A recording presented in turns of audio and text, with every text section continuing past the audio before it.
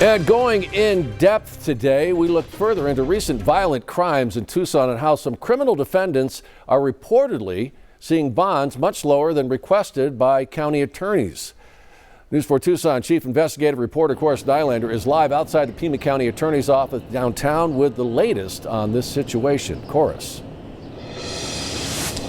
Well, Sean, right now, Pima County Attorney Laura Conover has been facing some public pressure after recent violent crimes, and we're seeing the homicide rate in Tucson spike upwards. But in several cases, her team has asked for high bond amounts to try and keep defendants behind bars, but only to have the judges reduce those bond amounts lesser than what they were asking for. Some residents and groups like the Tucson Crime-Free Coalition feel that this has contributed to the crime stats and allowed potentially dangerous individuals to easily get back out on the streets. We do seemingly have a big problem with these low bails that judges are throwing out and letting people back onto the street. I think as a community, we need an explanation from these judges why they are making these decisions. Somebody needs to speak publicly about it, because as it is right now, it looks like we have a complete catch and release system.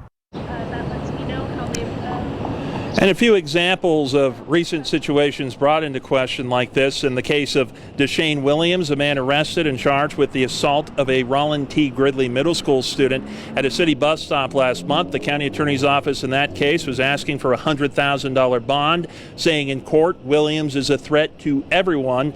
But the judge on the case gave him a $25,000 bond. At this time, though, I must point out he hasn't been able to post that bond. Last week, we also saw Christopher Schultes, who is facing first-degree murder charges after leaving his daughter inside of a hot car, was allowed by a judge to take a family trip to Hawaii, despite what the county attorney says were strenuous objections from them. Laura Conover declined to be interviewed about all this, but sent me a statement reading, quote, County Attorney Conover, the former Tucson police chief, the current police chief, and the sheriff have been publicly concerned about release outcomes for over 4 years now. The county attorney strives to be the best partner she can be to the system as a whole when her prosecutors are concerned about an ongoing threat of harm, and she will continue to educate the state legislature on the dangers of this cash bail system. I also reached out to Sheriff Chris Danos, who sent me a statement telling me he's always believed that a person's freedom shouldn't be based on the size of their wallet, but whether or not they are a threat to the community. But that really is a big question of how that is determined. The power over those decisions is left in the hands of the judges.